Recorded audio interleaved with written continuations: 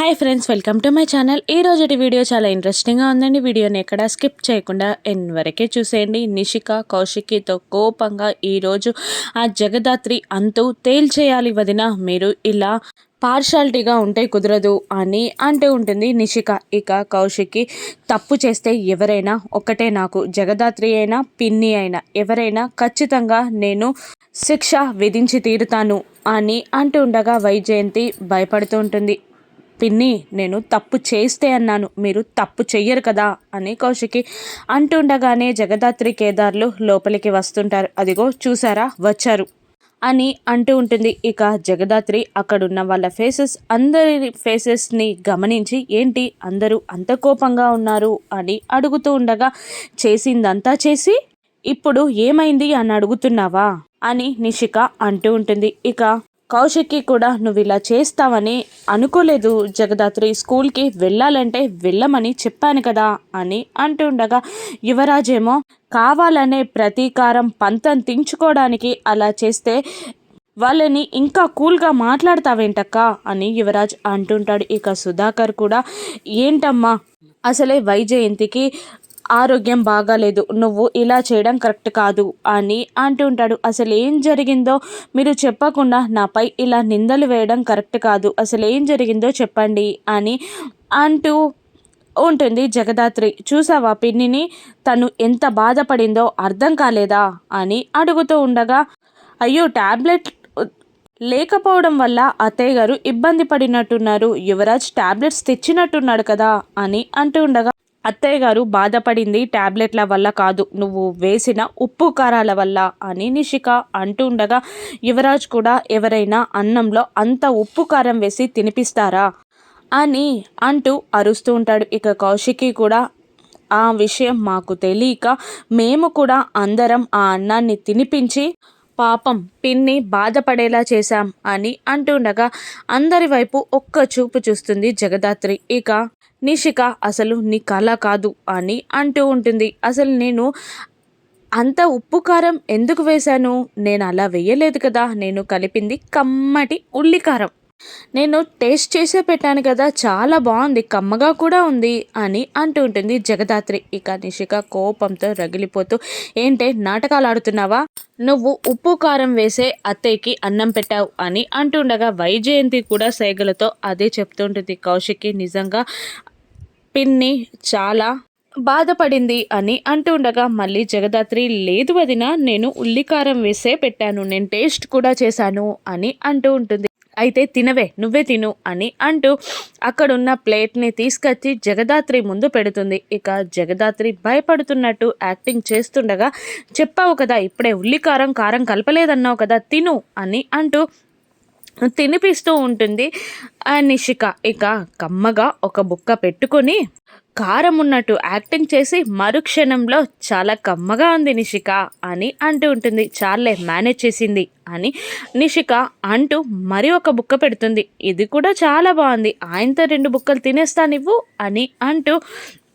తినడం స్టార్ట్ చేస్తుంది జగదాత్రి. ఇక నువ్వు కావాలనే యాక్టింగ్ చేస్తున్నావు అని నిషిక అంటుండగా, లేదు వదిన, కావాలంటే మీరు తినండి అని జగదాత్రి కౌశికికి కూడా తినిపిస్తూ ఉంటుంది. ఆ తర్వాత ఇందులో కారం లేదు కదా పిన్ని, బాగుంది కదా అని అంటుండగా, బాబాయ్ మీరు కూడా టేస్ట్ చేయండి అని అంటుండగా వచ్చి సుధాకర్ కూడా ఆ జగదాత్రి చేతిలో ఉన్న అన్నం తినేస్తాడు. బాగానే ఉంది కదా వైజయంతి అని అంటూ ఉంటుంది. ఇంకా లేదు, నేను ఉల్లి కారం కలిపే పెట్టాను, చాలా బాగుంది కూడా అని అంటూ ఉంటుంది జగదాత్రి. ఇక ఏదో మిస్అండర్స్టాండింగ్ అని అంటూ ఉంటుంది కౌశికి బాధగా. ఇక లేదు, ఏదో జరిగింది, ఏదో తప్పు జరిగింది అని అంటూ ఇప్పటి నుండి మా అత్తయ్య గారిని నేనే చూసుకుంటాను అని అంటూ వైజయంతిని తీసుకొని లిఫ్ట్లోకి వెళ్ళిపోతుంది నిషిక. ఇక అందరూ అక్కడి నుండి వెళ్ళిపోగానే 2 ప్లేట్లు పెట్టి భలే పని చేసావు జగదాత్రి అని అంటుండగా, నాకు వీళ్ళందరి కోసం తెలుసు, అయినా చేసింది జగదాత్రి కాదు జేడి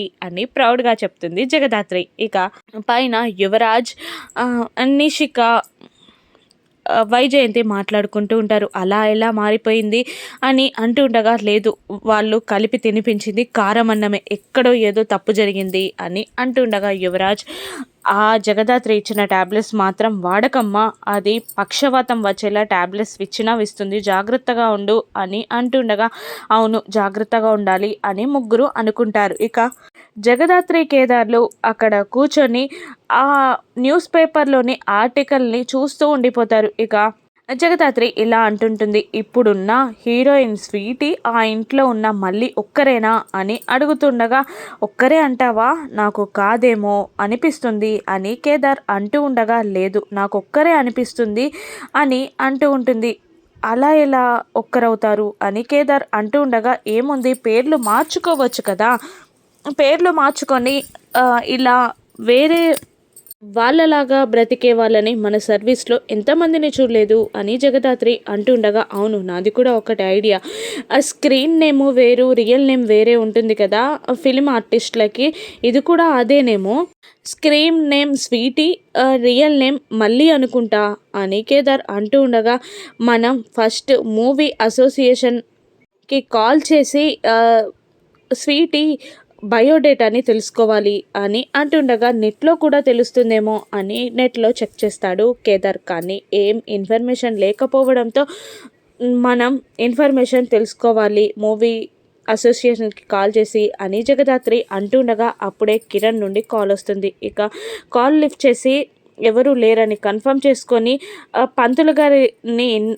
కనుక్కోవడానికి ప్రాసెస్ స్టార్ట్ చేసావా, ఇన్వెస్టిగేషన్ చేసావా అని కిరణ్ని జగదాత్రి అడుగుతుండగా, చేశాను మేడం, ఆ పంతులు గారు వేసుకునే డయాబెటిక్స్ ట్యాబ్లెట్స్ ఒక్క మెడికల్ షాప్లోనే దొరుకుతాయట, కానీ 2-3 డేస్ నుంచి అక్కడికి కూడా ఎవరు రాలేదంట, వస్తే మాకు ఇన్ఫర్మేషన్ ఇవ్వమన్నాను అని అంటూ ఉంటాడు కిరణ్. ఇక స్వీటీ బయోడేటా కనుక్కోమని కూడా చెప్తుంది జగదాత్రి. అలాగే మేడం అని అంటూ కాల్ కట్ చేస్తాడు కిరణ్. ఇక కేదార్తో ఇలా అంటూ ఉంటుంది, అసలు ఆ పంతులు గారి గురించి తెలిసిన మనకు నిందితులు దొరికేవారు, అసలు మన వల్లే పంతులు గారు అలా స్థితిలోకి వెళ్ళిపోయారు, మనకు సాక్ష్యాధారాలని ఇవ్వడానికి అలా ఫోన్ చేసి రిస్క్లో పడ్డారు, మనం ఎలాగైనా పంతులు గారిని కాపాడాలి, పాపం ఆయనే ఆ ఇంటి పెద్ద దిక్కున్నట్టుంది అని అంటుండగా, అలాగే జగదాత్రి రేపు నేను వెళ్ళి ఆ కుటుంబాన్ని ఒకసారి చూసొస్తాను అని అంటూ ఉంటాడు కేదార్. ఇక వాళ్ళు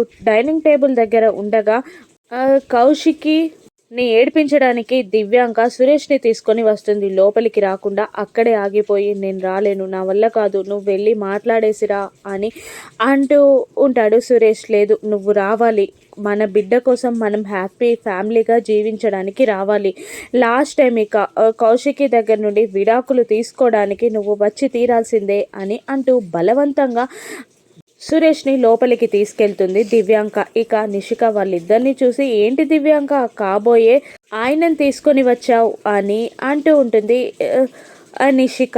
ఇక సురేష్ చేయిని దివ్యాంక చేతిలో చూసిన కౌశికి బాధగా కింద పడిపోబోతుండగా కేదార్ కింద పడకుండా గట్టిగా ఆపుతాడు, సరిగ్గా నిలబెడతాడు. ఫైన్ అన్నట్టు కేదార్ని పక్కకి జరుపుతుంది కౌశికి. ఎందుకు వచ్చావు, పెళ్ళికి పిలవడానికి వచ్చావా అని నిషిక ఎగతాళిగా అడుగుతుండగా, ఆల్మోస్ట్ అటువంటిదే అనుకోండి ఇక అంటూ, అయినా నేను చెప్పడం కరెక్ట్ కాదు సురేష్, నువ్వు చెప్పు, నువ్వు ఎందుకు వచ్చావో చెప్పు, కౌశికి కళ్ళలోకి సూటిగా చూసి నీకేం కావాలో చెప్పు, నువ్వేమవుతావో చెప్పు అని అంటూ ఉండగా, ఇక ముందుగా ఎందుకు వచ్చారో చెప్పండి అని యువరాజ్ అరుస్తూ ఉండగా, అతను ఈ ఇంటి అల్లుడు, ఎప్పుడైనా వచ్చే హక్కు ఉంటుంది అని అంటూ ఉండగా, బూచి ఇంటి అల్లుడైతే కౌశికి వదిన పక్కనుండాలి, కానీ అరే అలాగా వేరే అతని పక్కన కాదు అని బూచి అంటూ ఉండగా, నాకు ఏ ఇంటి అర్హత అవసరం లేదు అని అంటూ ఉండగా, జగదాత్రి సురేష్ ముందుకు వెళ్ళి, మీరు ఏం చెప్పాలన్నా మీకు హక్కు ఉంటుంది, కానీ చెప్పే మాటలని జాగ్రత్తగా మాట్లాడండి అన్నయ్య, ఇప్పుడు మీరేం మాట్లాడినా వదిన గుండెల్లో ముద్రించుకుపోతుంది అని అంటూ ఉండగా, కేదార్ కూడా అదే పాట పాడుతూ ఉంటాడు. ఇక యువరాజ్ విసుగ్గా, మీరు ఆపండి, అతనేం చెప్తాడో విందాం అని అంటూ ఉండగా, నేను విడాకుల కోసం వచ్చాను అంటూ తన జేబులో ఉన్న డైవర్స్ నోటీస్ని బయటికి తీసి, నేను విడాకులు అడగడానికి వచ్చాను కౌశికి, నాకు విడాకులు ఇవ్వు అని కౌశికిని చూస్తూ సురేష్ అంటాడు. దాంతో కౌశికి షాక్ అవుతూ ఉంటుంది. ఇక జగదాత్రి ఆపగలదా? కౌశిక్కి డైవర్స్ ఇస్తుందా? సురేష్ ఆ దివ్యాంక నాటకం నుండి ఎలా బయటపడతాడు? రానున్న ఎపిసోడ్స్లో చూద్దాం. Thank you for watching.